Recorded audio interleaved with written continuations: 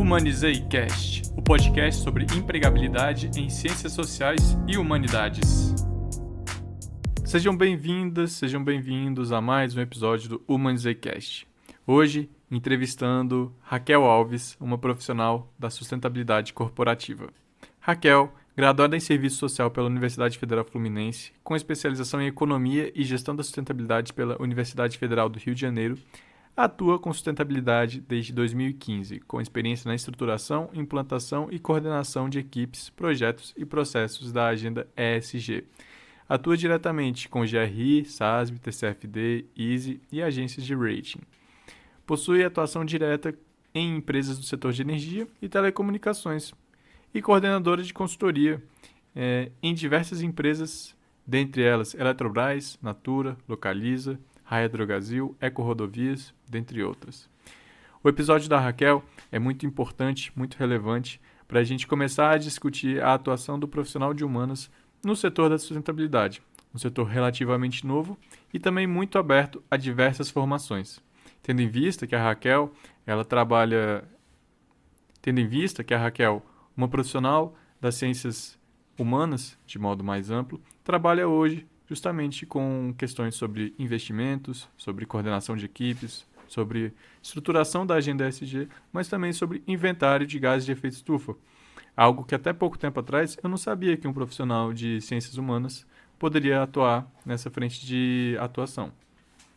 Então, quer saber mais sobre sustentabilidade corporativa? Bora lá, vamos ouvir esse episódio que ficou muito bom. Como sempre, dúvidas, sugestões, elogios e qualquer outra coisa, pode mandar e-mail no humanizei.cast@gmail.com. Bora lá?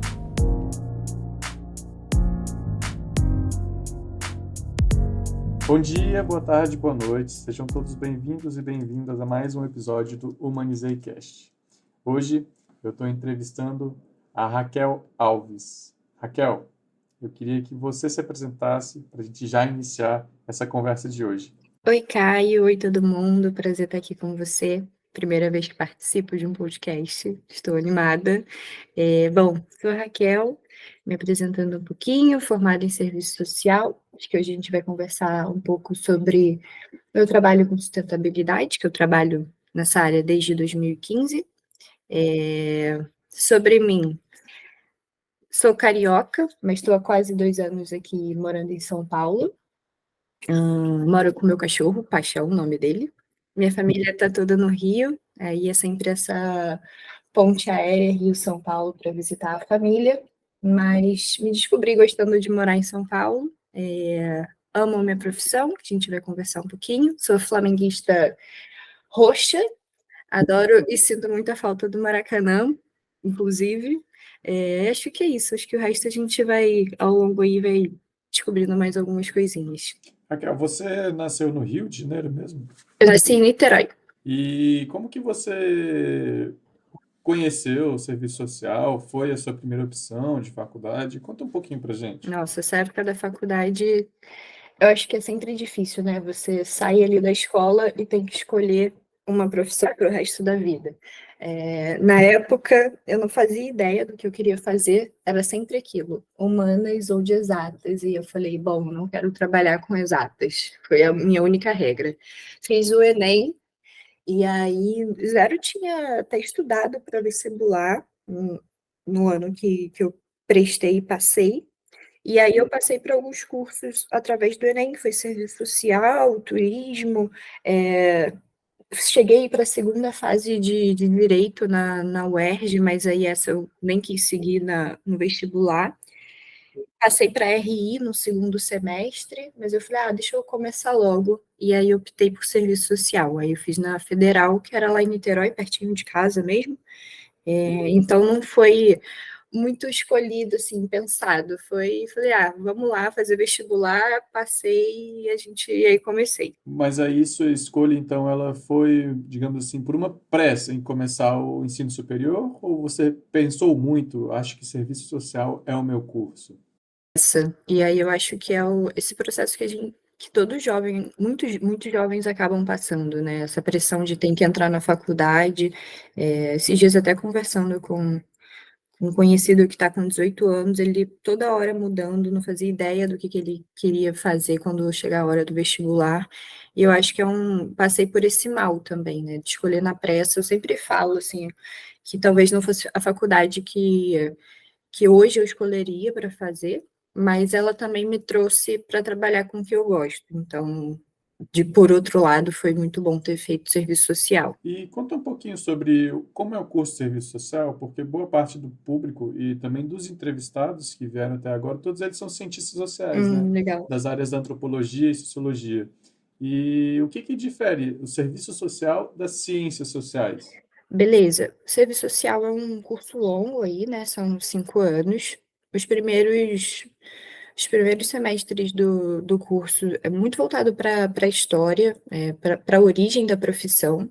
E aí, a origem da profissão tem uma origem católica, então eram mulheres que iam nas igrejas e prestavam um serviço, um trabalho social para a comunidade, no sentido muito de controle, né? Então, a profissão surgiu durante a ditadura, e aí isso trouxe no Brasil, né?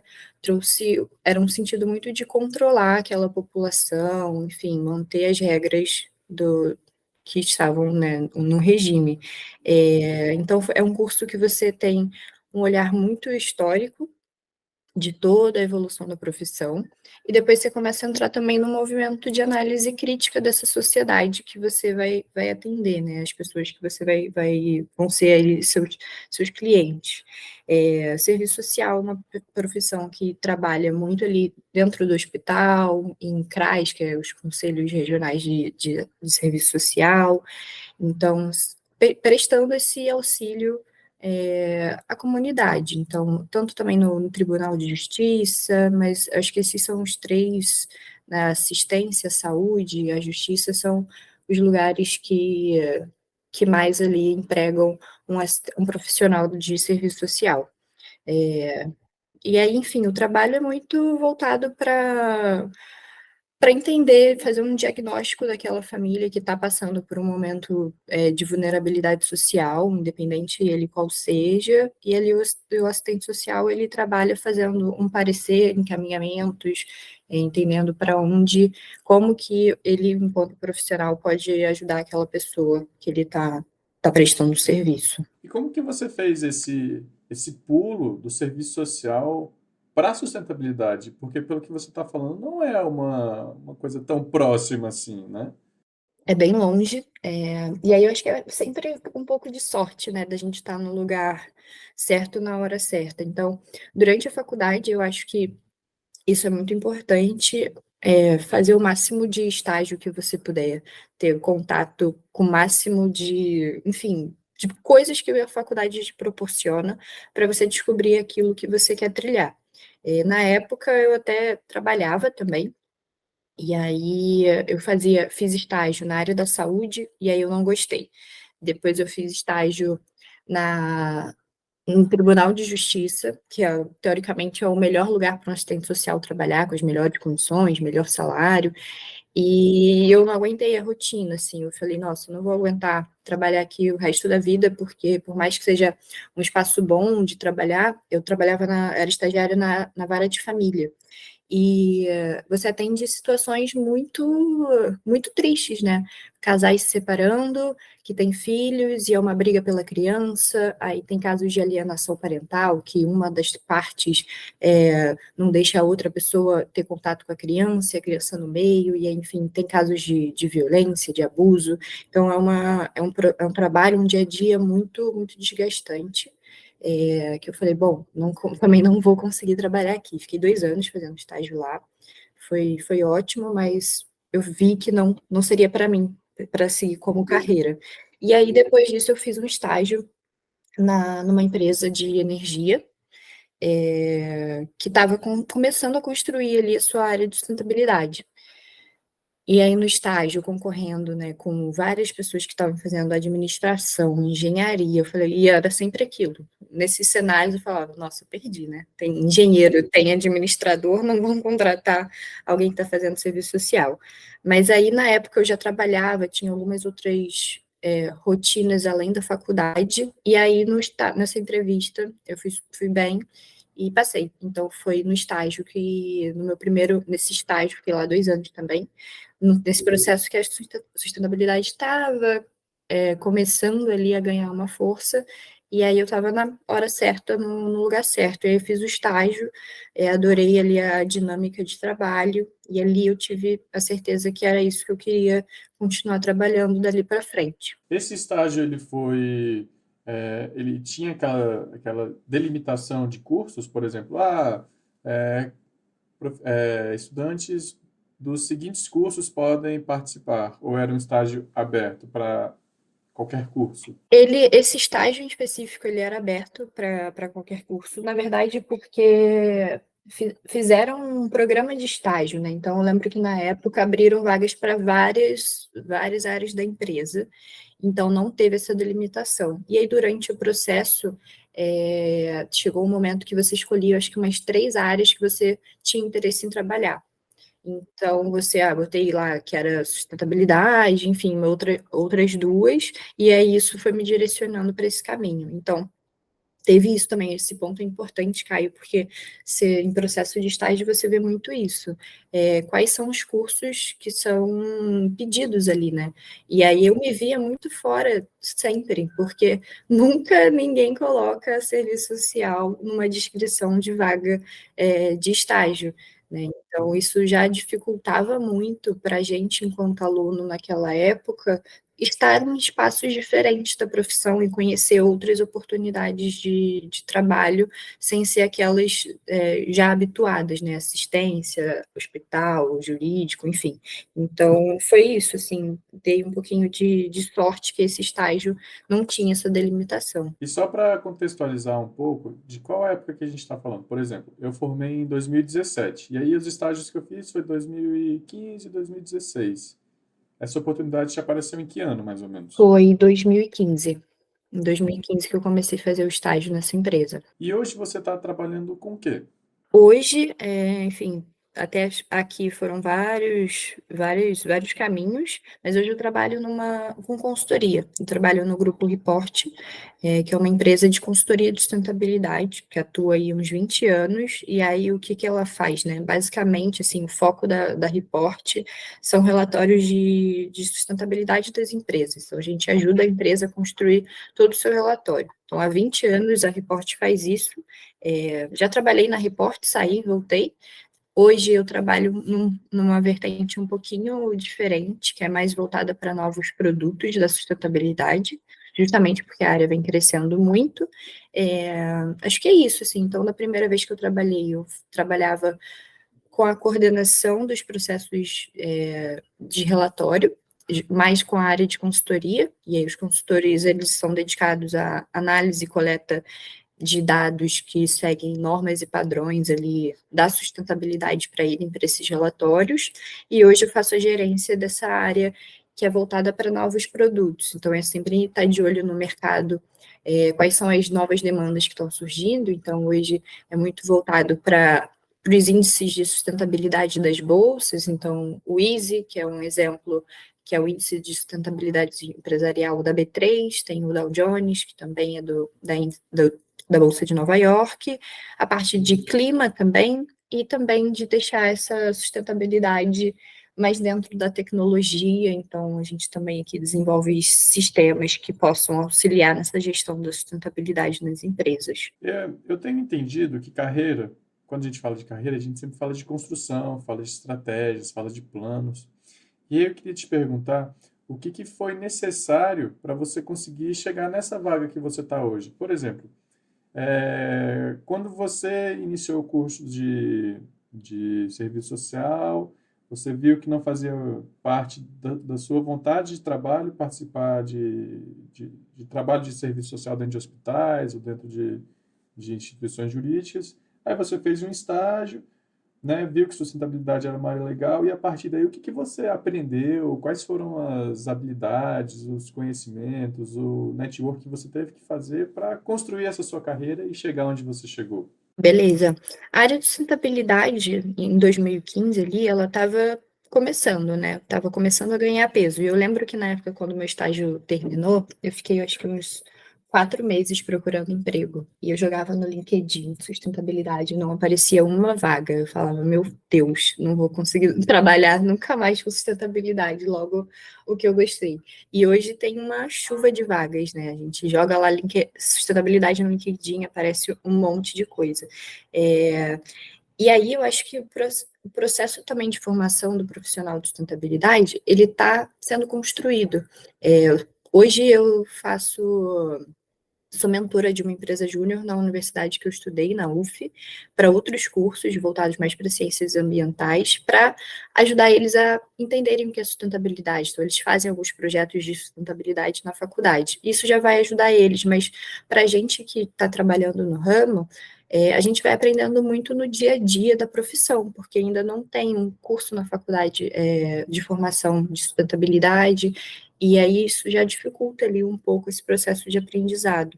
Mas eu acho que, para mim, o que foi importante, com certeza, foi ter agora agora não, né? Ali em 2020, ter me especializado, aí eu fiz um MBA em sustentabilidade, em economia e sustentabilidade, e aí isso trouxe algumas oportunidades importantes para mim depois, porque ainda era difícil, por mais que eu já tivesse feito estágio, tinha trabalhado já uns 3 anos com sustentabilidade, já estava, sei lá, 5 anos mais ou menos de currículo com sustentabilidade, eu ainda não conseguia chegar em alguns lugares, tanto pela minha formação, e aí precisava de algumas especializações. Então, o meu MBA eu acho que foi muito importante, eu acho que ele deu um salto que eu estava procurando na época para minha carreira, e contatos também. A sustentabilidade não é um meio ainda muito grande, então você sempre vai no evento de sustentabilidade, você encontra alguém, alguém que você já viu fazendo alguma palestra, enfim, profissionais que você já trabalhou. Então, ter essa sua rede de contatos ativa é muito importante. Hoje eu voltei, né, para onde eu estou trabalhando, justamente porque eu tinha essa rede com as pessoas que eu já conhecia aqui, enfim, deixei a porta aberta para isso. Então, acho que é um pouco tentar se especializar, ficar sempre antenado em quais cursos estão saindo da área, fazer um MBA, uma pós no tema. Eu acho que isso ajuda muito me ajudou bastante, né? Qual que é a diferença, Raquel, entre a sustentabilidade e o ESG? Porque a gente falando sobre LinkedIn, falando sobre essas movimentações atuais, né, do mercado, eu tenho visto que sustentabilidade às vezes é confundida com ESG e às vezes também é confundida até mesmo como uma área somente do pessoal de meio ambiente. Mas até onde eu sei, sustentabilidade é diferente de meio ambiente, né? Sim. O que que você acha disso? Acho que querendo ou não, assim, o SG acho que foi muito bom ter o surgimento dele para os profissionais da área de sustentabilidade, né? Porque é uma demanda, o SG para mim, assim, na minha visão do que eu entendo de SG, ele é focado único e exclusivamente nas demandas do mercado. É um olhar financeiro dos investidores, sobre o impacto da empresa, pode trazer ali para aquele negócio, enfim, impactar aquela pessoa aquele investidor que está acreditando na empresa. Então, é um olhar muito financeiro sobre o impacto dessas questões, né, sociais, de governança, de meio ambiente no negócio. E a sustentabilidade, ela é muito maior que isso. E é muito comum a gente ver as pessoas atrelando sustentabilidade com questões de meio ambiente. Mas a sustentabilidade, para mim, ela é a perenidade do negócio. Uma vez eu ouvi nesse primeiro lugar que eu trabalhei de sustentabilidade, que a gente estava construindo a área de sustentabilidade na empresa, que é um desafio, então você tem que fazer todo um processo de engajamento dos funcionários para entenderem a importância da sustentabilidade, porque é uma área que demanda muito das outras áreas. E aí a gente falava, a gente espera que um dia a área de sustentabilidade não precise existir, porque as práticas As boas práticas, elas já vão estar tão intrínsecas ao negócio, à operação, buscando maneiras de fazer o trabalho de uma maneira mais econômica, enfim, mais sustentável, que a área não vai precisar estar aqui dia a dia fazendo essas ações de engajamento. Então, eu vejo a sustentabilidade muito relacionado com boas práticas. O que que eu posso fazer dentro da minha operação também que pode ser melhor, posso fazer de uma maneira melhor, que impacte negativamente menos, que os meus profissionais que fazem dentro, estão aqui no dia a dia da operação da empresa, se sintam valorizados, engajados, tenham boas condições de trabalho. Então, a sustentabilidade, ela está olhando para tudo isso, assim, eu acho que boas práticas, aí o ESG, eu acho que ele olha mais ali para aquele olhar de compliance. O que eu estou fazendo aqui que se eu fizer diferente, vai impactar na minha reputação e a minha empresa vai perder valor de mercado. O SG ele tem mais esse olhar, assim, enquanto a sustentabilidade, para mim, é uma forma de manter a perenidade do negócio. Com o que a gente está debatendo, eu queria te perguntar sobre o dia a dia do seu trabalho, o cotidiano, como que é que funciona bem na prática mesmo. Você talvez comece a trabalhar 8, 9 da manhã, você precisa se deslocar todo dia até o escritório, você está trabalhando com quais profissionais e de quais áreas, como que é esse seu dia a dia típico? Beleza. Hoje, onde eu trabalho, a gente é 100% remoto. Isso aí já era, né? Então, eu sempre acho legal de falar que onde eu trabalho, né? Eu comecei a trabalhar na Report em 2020 pela primeira vez, e a gente estava já na pandemia, mas a Report já era uma empresa de regime remoto. Então, todo mundo quando fala assim, ficou 100% remoto por causa da pandemia, e não, a Report já tinha esse modelo. Aí hoje eu voltei, o modelo continua, então é 100% remoto, e aí é legal porque a gente trabalha com pessoas de todos os lugares, assim, não tem limite geográfico para contratar alguém para trabalhar com a gente. Eu começo a trabalhar 8 e pouca, assim, da manhã, porque 9 horas já começa uma agenda insana de reunião. Justamente também, eu acho que esse ponto é talvez o negativo ali do home office, porque como todo mundo tá remoto, para você ter contato com alguém e tudo mais, através de reunião.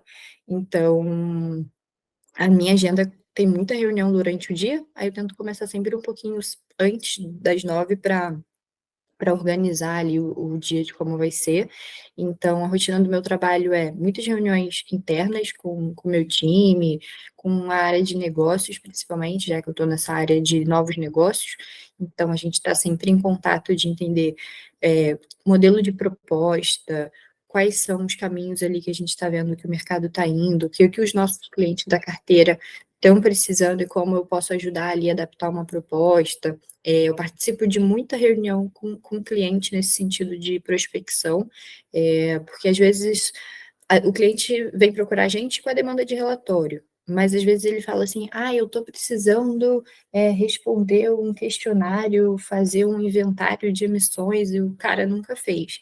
E aí esses projetos ficam comigo, então eu sempre vou nessas reuniões com o cliente para entender a demanda, conseguir direcionar ele melhor, e aí eu escrevo muita proposta também, né? Então eu monto esse escopo de projeto, e isso é um desafio, porque também a gente ainda não tem alguns escopos claros, o cliente às vezes não sabe o que ele quer, então a gente tem que entender muito bem esse briefing ali do que é.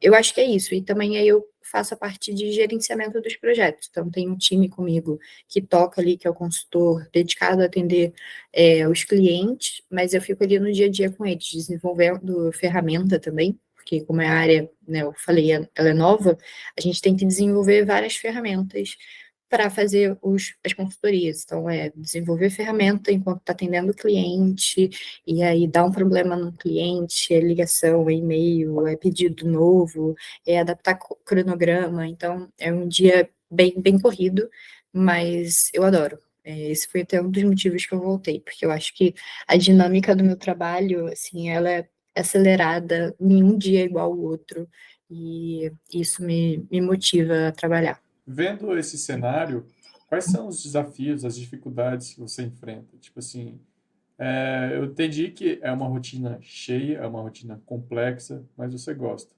Mas além disso, será que tem outros desafios? Será que tem outras dificuldades que você pensa, pô, hoje eu tive que matar um leão a cada hora?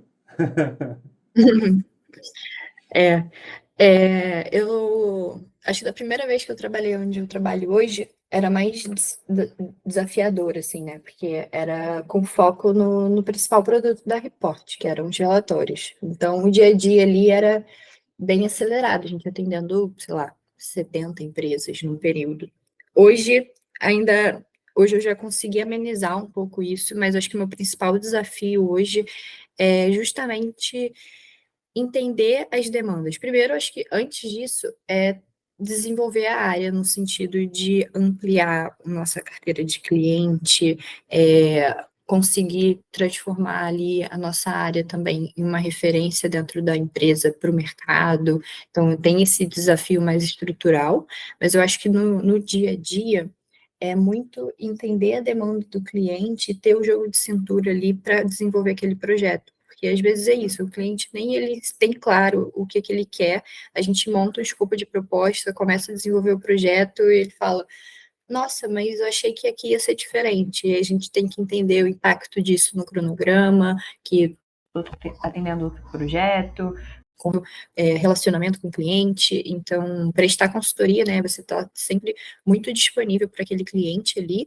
mas entendendo que a gente tem várias outras coisas para desenvolver internamente, outros clientes para atender, e isso pode impactar. Então, acho que o desafio é ter esse jogo de cintura ali, de fazer bem uma proposta, começar bem um projeto e conseguir guiar ali. Tipo, vai surgir algum empecilho no meio do caminho e ali é o ponto que você tem que ver. Bom, o que que eu faço aqui? Tipo, seguro um projeto ali para esse aqui, para a gente conseguir atender, trago outra pessoa para ajudar. Então, é mais essa dinâmica de condução de projeto também. Eu acho que é a mais a correria do meu dia a dia. Você falou sobre vários pontos diferentes que fazem parte da sua rotina, né?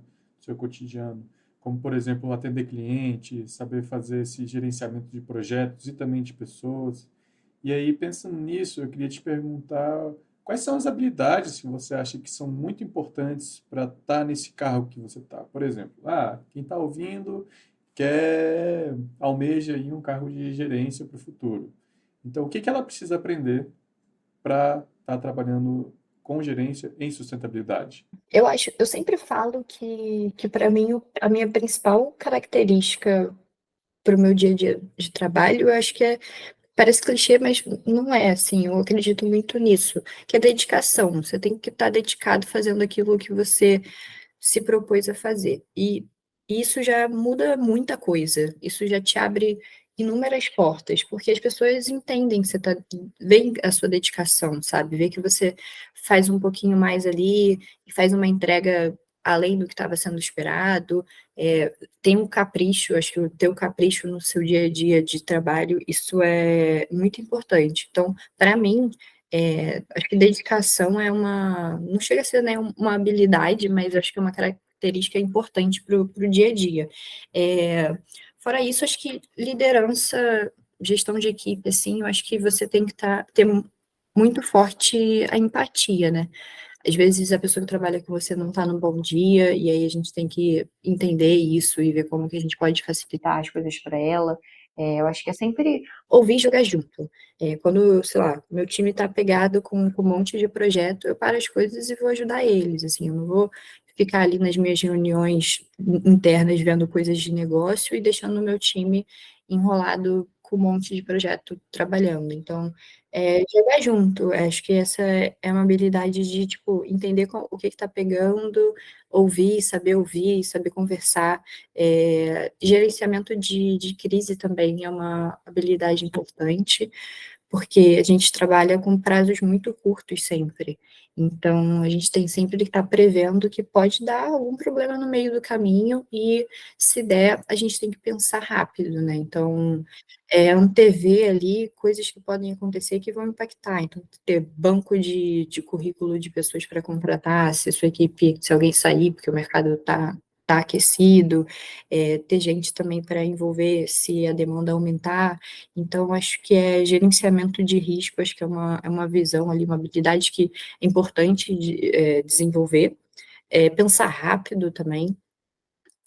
Acho que você está vendo uma situação, está com uma reunião no cliente, o cara vem com uma demanda que você nunca ouviu falar, você tem que ter jogo de cintura para pensar rápido numa alternativa, enfim, conseguir entender e personalizar ali para o cliente o que ele quer. Então, acho que é gestão de risco, pensamento ágil, assim, uma metodologia ágil também de trabalho, tipo, vê um problema, desenvolve, tenta resolver o mais rápido possível. E para mim, pessoalmente, não é tanto isso, né, que eu falei de habilidade, mas eu acho que dedicação no dia a dia, para mim, é fundamental. Acho que isso facilita muito, muitas coisas e supera ali a necessidade, às vezes, de muitas soft skills que cursos têm, mas eu acho que dedicação é fundamental. E sobre cursos, por exemplo, você fez alguns cursos para aprender essas habilidades ou foi só na experiência do trabalho? Foi muito na experiência do trabalho, assim. É, E eu acho que eu me descobri muito fazendo gestão de equipes. Foi onde eu trabalho, né, em 2020, que eu lembro que eu cheguei e me falaram assim: sua meta é contratação e a sua meta zero. Na época que eu entrei, só tinha uma pessoa no time. E foi no boom do SG ali, no meio da pandemia, que é aquele caos das empresas, é, todo mundo não entendendo aquele momento, e veio o SG falando: bom, vocês têm que olhar para isso, porque isso quebra a empresa. Então, a gente saiu, sei lá, no ano anterior que eu não estava, de 50 empresas atendendo para 100. E a gente não tinha time. E aí eu saí de uma pessoa para 20 em, sei lá, em 6 meses. E eu adorei, assim, fazer gestão de time era um cenário ruim, né? Todo mundo não entendendo, preso em casa por causa da pandemia. E aí eu tentava encontrar maneiras de liderar essas pessoas, e isso foi surgindo organicamente em mim mecanismos de ter um clima de trabalho melhor, de fazer gestão. Aí eu via que tinha um time muito grande. Eu falava, bom, preciso encontrar meios de acompanhar o trabalho dessas 20 pessoas. Como que vai ser? Vamos criar algumas reuniões de gestão, planilhas de acompanhamento. Então, sempre foi muito comigo no feeling. Acho que se hoje eu paro para estudar, acho que vai ser muito importante, que eu vou aprender algumas coisas técnicas, mas até agora foi muito no feeling, assim, no sentir que eu estava precisando e o que as pessoas que estavam trabalhando comigo precisavam. Então, todo mundo trabalhava espalhado. E aí eu acho que esse olhar, assim, também, além do mecânico, todo mundo espalhado pelo Brasil, preso em casa por causa da pandemia, a gente fazia vários happy hours no final do dia online, tipo, era super divertido. A gente criava uma reunião na sexta também de descompressão, segunda-feira, reunião mais tipo, focada ali na rotina do trabalho. Então, comigo funciona mais no feeling. Hoje, então, você também falou que está fazendo essa gestão de time. E quando você precisa fazer uma contratação, o que que você procura no candidato, na candidata? O primeiro ponto é que eu não limito as vagas. Eu sempre falo nos processos de entrevista ou dinâmica, a gente faz também muito evento maior, assim, a gente faz evento para conseguir profissionais para a nossa rede. Então, a gente marca um dia, divulga, e aí entram na sala, sei lá, 20, 25 pessoas. E o que eu olho no profissional, e ainda mais pensando em sustentabilidade, sei lá, uma característica minha também de contratação. Por muitas vezes, eu não procuro pessoas com muita experiência. Porque eu acho que é muito importante a gente dar a primeira oportunidade para alguém, assim. Então, acho que o mercado de trabalho é muito concorrido. Então, sempre que eu tenho oportunidade, que conversando com alguém, que eu vejo que a pessoa tá com aquele brilho nos olhos falando comigo, e é a primeira vez dela, seja fazendo transição de carreira ou primeiro emprego mesmo, isso já me chama atenção, sabe? Eu sempre gosto de ter esse tipo de profissional do meu lado, porque tá disposto a aprender também, uma mente criativa, eu acho que tá ali, tipo, vai aprender a fazer as coisas pela primeira vez e vai sentir a dificuldade de como que está sendo o processo. E aí eu acho que quando você consegue aprender ali com a dificuldade, com os erros, você tem também ideias para desenvolver mecanismos para não passar por aquele problema de novo. Então, é um perfil que eu gosto muito de contratar, assim. Então, lá em 2020, quando eu contratei 20 e poucas pessoas ali para trabalhar comigo, eu contratei muita gente de primeira vez que ia trabalhar com sustentabilidade.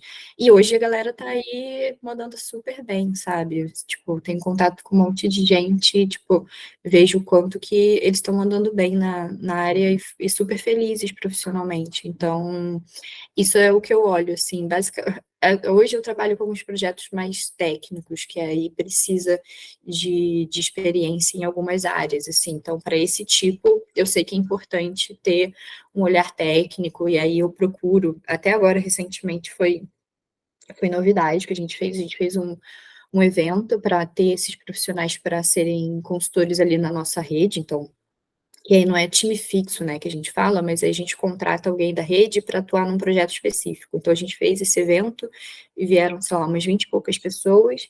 E aí eu falei, bom, será que essas pessoas realmente sabem fazer o que eu vou precisar? Porque é um projeto mais técnico. Aí eu fiz uma outra reunião com um número menor de pessoas ali que tinham dito que tinham experiência no que eu precisava.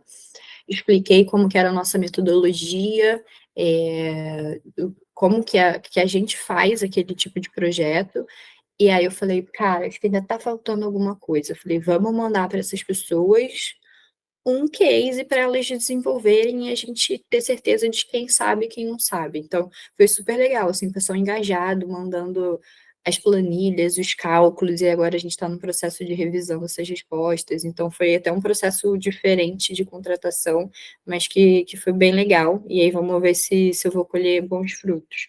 Mas eu acho que é isso, assim, é sempre tentar pensar um pouco fora da caixinha e ver quem é que está com interesse mesmo de embarcar nessa comigo. Você acha que a sua formação em serviço social, já que você falou que empatia é uma das grandes habilidades que você aprendeu lá no serviço social, é, essa, essa sua formação, ela te ajudou a ter essa visão que você tem hoje? Ou essa visão que você tem hoje, ela veio de outras experiências, como, por exemplo, esse dia a dia corporativo, de ter que lidar com o cliente, de ter que lidar com demanda, com orçamento, com time, e assim vai. Como que foi isso para você? Ah, eu acho que veio muito também da minha construção de carreira, né? Porque eu lembro que lá atrás, assim, foi isso. Tipo, eu fiz um curso que se eu seguisse nele, eu não ia trabalhar com que.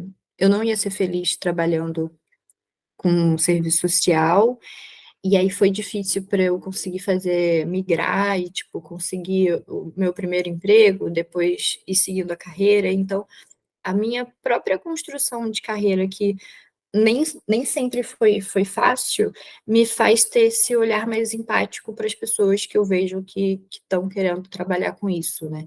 Então, eu paro e falo assim, nossa, eu lembro que na minha época era mó difícil, assim, eu demorei 4, 5 meses para conseguir emprego, depois eu queria trabalhar em outro lugar e eu tinha uma ideia de trilha da carreira e chegou um ponto que eu não conseguia avançar e eu via o quanto que era difícil, e aí isso me faz ter esse olhar muito para o dia a dia hoje, assim, com as pessoas. Quando eu vejo que alguém está passando por um momento meio parecido, enfim, com ansiedade de conseguir chegar onde quer chegar, isso me faz ter esse olhar. Então, acho que é mais meu nesse sentido de ter passado por algumas coisas nesse sentido que me fazem tentar ao máximo facilitar essa passagem, esse caminho para outras pessoas. Eu vou te fazer uma pergunta agora que está fora do bloco, mas que eu acho que tem super a ver com o que a gente está conversando, que é sobre a sopinha de letras da sustentabilidade. Porque eu acho que as pessoas, quando vão falar sobre sustentabilidade, meus colegas mesmo de mestrado em desenvolvimento sustentável, que foi um mestrado acadêmico, né, sobre o tema, eles não conhecem siglas como, por exemplo, GRI, SASB, ISSB, que é recente, né, e várias outras. Até mesmo o ESG é uma sigla que às vezes fica longe. As pessoas entendem que é, né, meio ambiente, sociedade e governança, mas, por exemplo, não sabem o que é governança. Então vamos falar um pouquinho dessa sopinha de letrinhas, assim.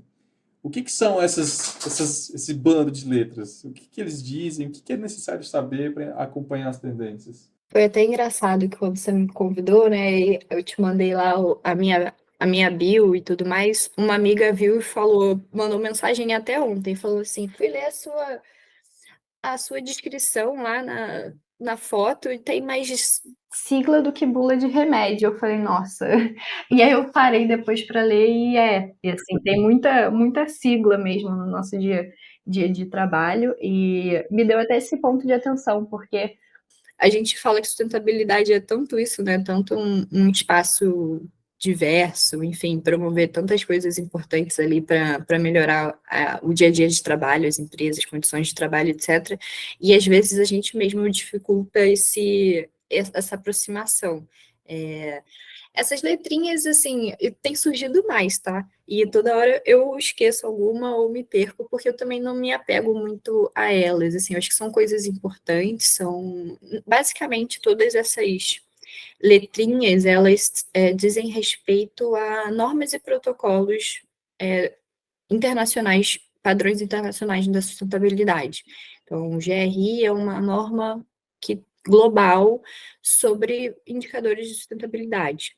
SASB, a mesma coisa. Então, acho que, em resumo, a gente pode falar que é isso. E aí, cada vez mais, assim, vão surgindo novas, né? A primeira de todas, eu acho que foi a GRI, e hoje a gente tem infinitas outras. Tem um processo aí agora no mundo da sustentabilidade meio que para unificar algumas delas, tentar que elas funcionavam de maneiras independentes, então, e é isso, assim, tipo, a empresa ela faz um relatório nos moldes GRI, que são essas normas internacionais que tem.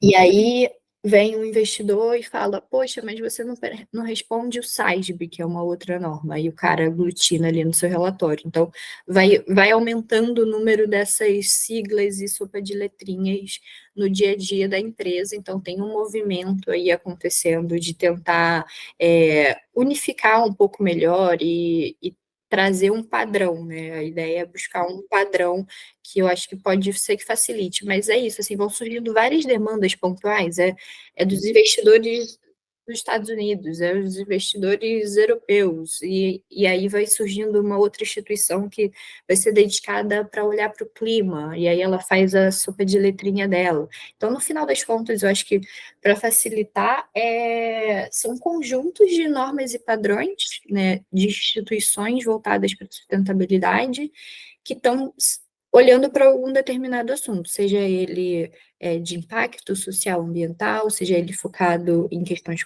climáticas, sejam eles indicadores financeiros, e aí você vai adaptando a sua empresa conforme essa demanda de alguma dessas letrinhas aí. Como que a pessoa ela faz, né, a pessoa que está interessada em conhecer mais sobre sustentabilidade para ficar dentro dessas tendências? Será que só acompanhar talvez um perfil no LinkedIn que fala sobre sustentabilidade ou tem que ir um pouco mais a fundo, conhecendo as conferências, conhecendo os acordos internacionais? Como que é? Acho que hoje chega muita coisa através de LinkedIn. LinkedIn, para mim, é uma das ferramentas que eu mais me atualizo, assim. Então, sempre surge uma notícia, se ela é interessante para mim, eu vou mais a fundo nela.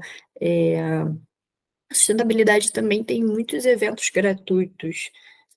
Sempre está rolando aí, acho que LinkedIn também é um caminho, mas sempre está tendo algum fórum, alguma conferência, seja ela nacional ou internacional, sobre sustentabilidade, e aí ela é isso, assim, às vezes os cursos focado em sustentabilidade, que vai te dar certificado, que você, enfim, aprendeu sobre uma norma, são caros, são cursos curtos e caros, então acho que dá para aprender muito sobre sustentabilidade acompanhando eventos, né? Então, e é isso, assim, não tem um certo e errado, às vezes você vai ver alguma coisa mais sei lá, voltada para política pública, mais regulamentação, mas isso em alguma hora pode ser que impacte no meu dia a dia de trabalho. Então, hoje eu acompanho muito através de LinkedIn mesmo, e seguindo algumas pessoas que eu sei que são geradoras ali de conteúdo, importante para me deixar atualizada. Fora isso, muitos canais de veículos de comunicação hoje que tem páginas dedicadas à sustentabilidade, SET, XP, enfim, então dá para fazer assinatura aí desses veículos de comunicação e receber no e-mail ali alguns resuminhos de notícia, que aí se você está interessado, você vai mais a fundo, mas para mim funciona dessa maneira. Então, assinatura desses veículos de comunicação e acompanhar tantas notícias gerais no LinkedIn, dá para você colocar notificação, tipo, quero saber tudo que sai sobre sustentabilidade, e aí LinkedIn te notifica. Isso para mim funciona bastante, me faz ficar atualizada aí. Agora, fazendo o fechamento desse bloco para falar sobre trabalho, sustentabilidade, eu queria fazer 3 perguntas para a gente ir para o próximo bloco, que é sobre ganhar dinheiro, trabalhar, ganhando a vida, né? Vendendo a força de trabalho. Beleza. Primeiro, o que você falaria para seu eu mais jovem? Eu já pensei nisso várias vezes. Eu sempre fico perguntando se eu falaria para ele não fazer serviço social. É, mas eu sempre me pergunto isso mesmo, porque talvez poderia ter sido mais fácil em alguns momentos, mas talvez não me trouxesse para trabalhar com o que eu trabalho hoje e que eu adoro. Então, enfim. Mas eu acho que eu falaria para o meu eu para ele ter calma, segurar a ansiedade, né? É, e aí hoje eu sempre falo também para a Raquel do futuro. Eu brinco que às vezes tem algum problema acontecendo, eu falo assim, isso aí é um problema para a Raquel do futuro. Eu não vou esquentar minha cabeça agora. Então, para a Raquel, para o meu eu do passado, seguindo mesmo nessa linha, tipo, calma, a gente vai tomar algumas decisões precipitadas, então tenta aí segurar sua onda, baixar a bola, porque as coisas não vão acontecer, né? Então, eu tento até fazer isso com o meu eu hoje, para no futuro eu ter conseguido seguir esse conselho. E o que é sucesso para você?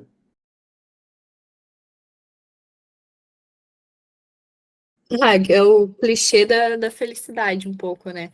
Eu acho que. Eu acho que é um pouco disso, assim, você ser feliz fazendo o que você faz. Eu acho que é o primeiro ponto ali do seu sucesso pessoal. E eu acho que outro ponto muito importante, que aí eu vejo que, sei lá, eu venho conseguindo aos pouquinhos, é me tornar referência em alguma coisa, tipo, no meu dia a dia de trabalho, eu ser procurada para falar de alguma coisa, ou alguém quando me pede ajuda, e às vezes a gente tem essas crises, né, de se sabotar, né, e fica, nossa, eu não sou tão boa assim, e aí quando alguém te pede opinião e você é reconhecida, fala assim: "A gente precisa da Raquel aqui". Isso para mim, eu falo assim: "Nossa, pô, sou importante ali". Isso é uma parte do sucesso. Então, ser feliz fazendo o que eu gosto, acho que é muito importante para esse sucesso pessoal, e ver que você é reconhecida pelo aquilo que você faz. Então, não está sendo em vão, as pessoas estão reconhecendo o meu trabalho, isso me deixa feliz, e aí acho que é um caminho ali para o sucesso. E o que é trabalhar para você? Ah, nossa, trabalhar é onde a gente passa quase todo o nosso dia, né? A gente acorda de manhã, toma café, começa a trabalhar e vai até sei lá que horas, que também é o ruim do home office, que às vezes a gente perde muito mais tempo em casa trabalhando, porque não tem a locomoção. Então, acho que trabalhar é o espaço que ocupa o maior tempo do nosso dia, né? E é por isso que eu bato muito nessa tecla, porque teve um momento da minha carreira profissional que eu estava num lugar que eu não fui tão feliz. E trabalhar ali foi muito mais difícil. Então, acho que trabalhar para mim tem muito hoje em dia sinônimo de estar num lugar que eu me sinto bem, fazendo coisas que eu gosto, de um jeito que eu gosto. Porque é isso, a gente passa metade da nossa vida ou dormindo ou trabalhando. O resto das coisas a gente leva pouquíssimo tempo. Então, pelo menos a gente tem que trabalhar num lugar que a gente é feliz e gosta daquilo que faz. Raquel, você hoje está trabalhando como gerente de sustentabilidade, né? E eu queria te perguntar se você sabe mais ou menos quanto que um profissional com o mesmo cargo tem ganhado aí no mercado. Beleza. Eu não venho nem acompanhando tanto, assim. Acho que é importante também, né, tipo, entender qual é a empresa. Então, você pega uma multinacional aí, enfim, salários são maiores, empresas menores que estão olhando para o tema agora têm um salário inferior ali, não tão compatível.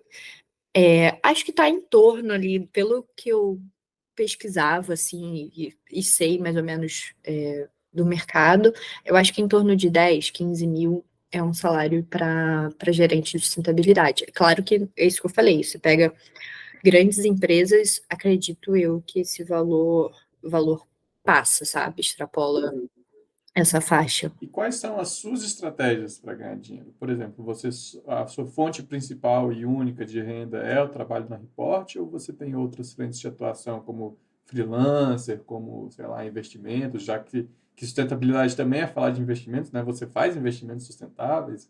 Como que é isso? Eu faço, eu procuro fazer sempre, as empresas que eu invisto são sempre aquelas que eu acredito nas práticas dela, então isso para mim é muito importante.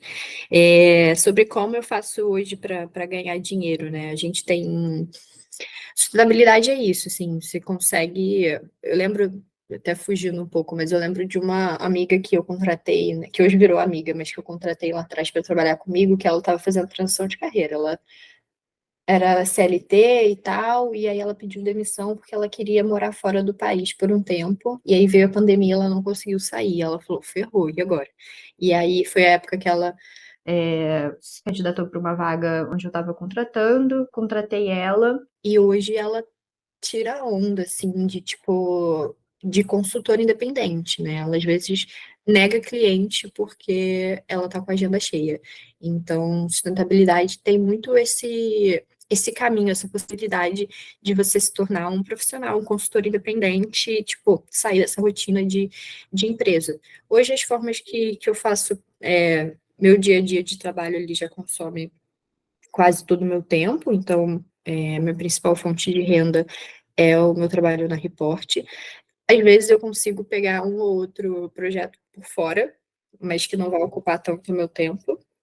E hoje eu dou, isso eu nunca imaginei que eu fosse fazer, e aí eu tô até gostando, que é dar aula, né? Então eu fiz esse meu MBA na UFRJ, e aí o meu tema de TCC, o pessoal gostou, a diretora do curso, e eles me convidaram, né? Então, tipo, é uma graninha bem extra, assim, mas eu dou uma matéria, uma aula numa matéria, e aí, enfim, cai essa graninha a mais, e, tipo, eu nunca tinha imaginado dando aula, e aí venho gostando. Legal, porque normalmente quem faz faculdades em ciências humanas, né, a mais grande área das humanas, englobando tudo, costumam sonhar muito em dar aula na universidade, né? Então você nunca foi muito Uhum. disso, né?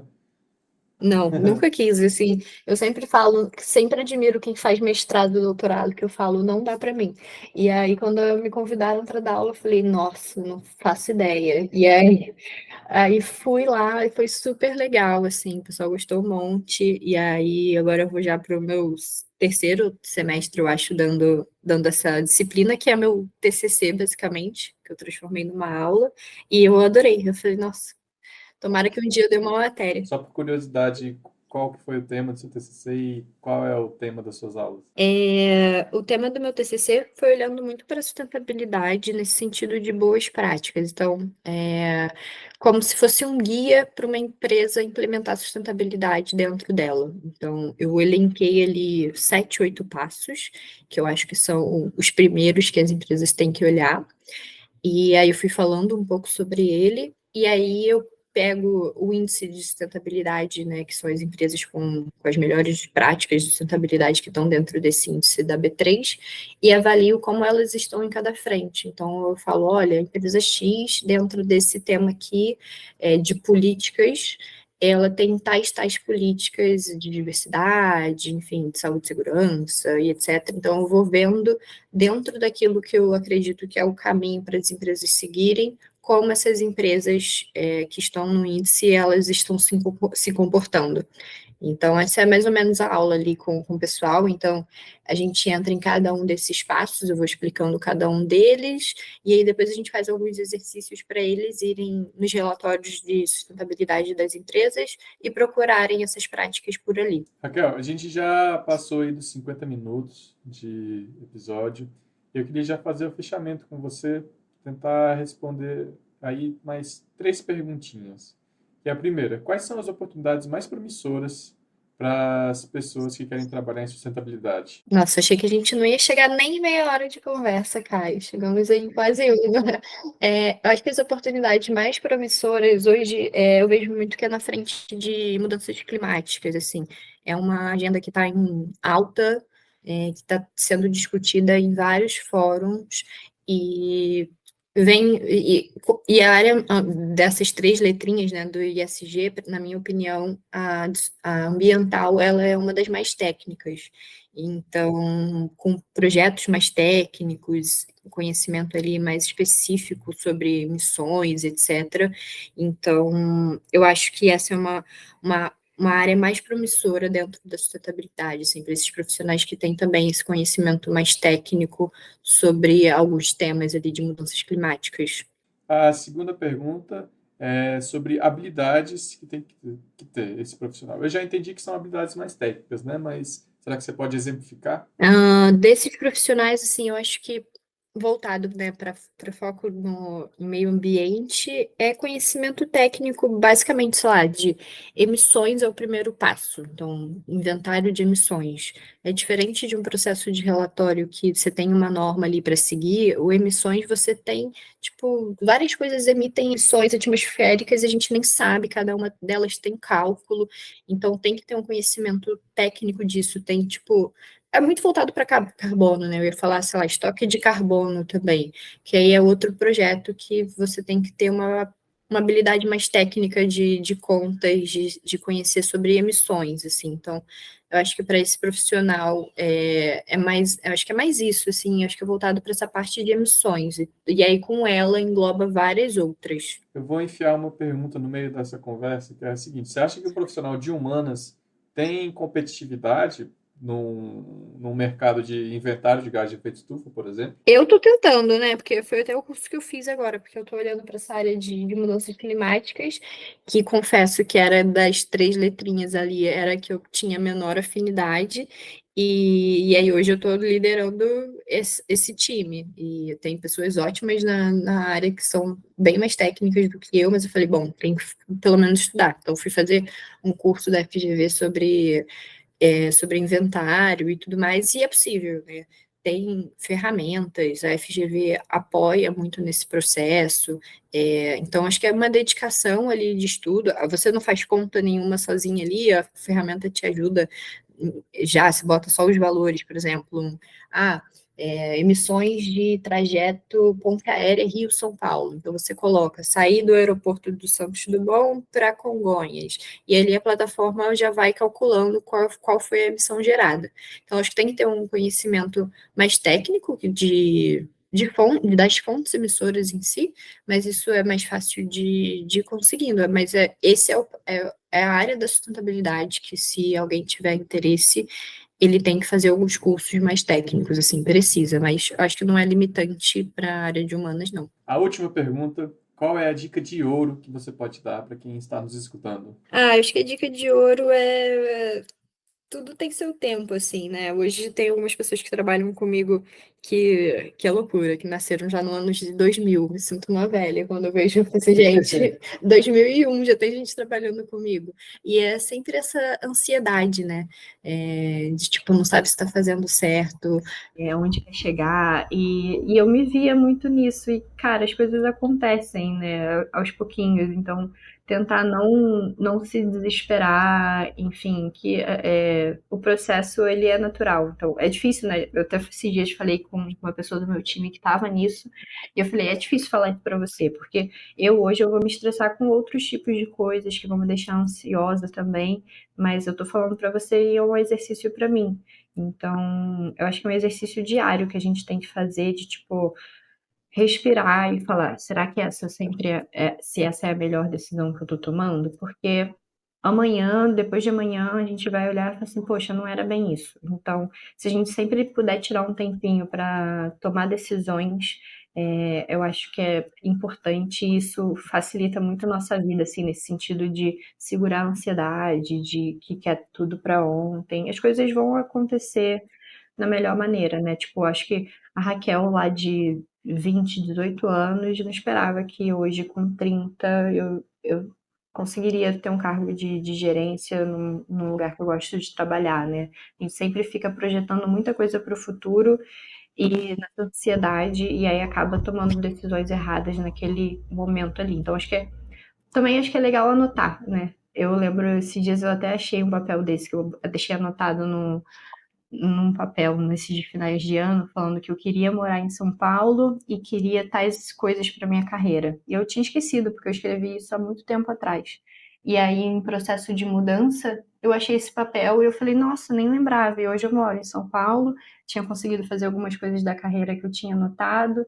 Então, anotar também no papelzinho, assim, eu acho que traz boas energias. Legal, Raquel. Muito obrigado pela sua participação. Que conversa legal que a gente teve hoje. Agradeço muito, muito mesmo seu aceite para estar aqui compartilhando sua experiência. E a última pergunta mesmo agora para fazer o encerramento é: como que as pessoas te acham nas redes sociais? Gostei muito do trabalho da Raquel, quero acompanhar ela. Como que eu acho a Raquel nas redes? Boa, Caio, muito obrigada pelo convite. Primeira vez que eu bato esse papo assim sobre carreira e etc. num podcast, então adorei. Obrigada mesmo pelo convite. Se as pessoas quiserem bater um papo comigo, conversar e acompanhar mais sobre mim, tipo, no LinkedIn meu nome é com CH, então é Rachel Alves, acho que acha fácil, então é Raquel Alves. No Instagram também acho que é o mesmo nome. E acho que é isso.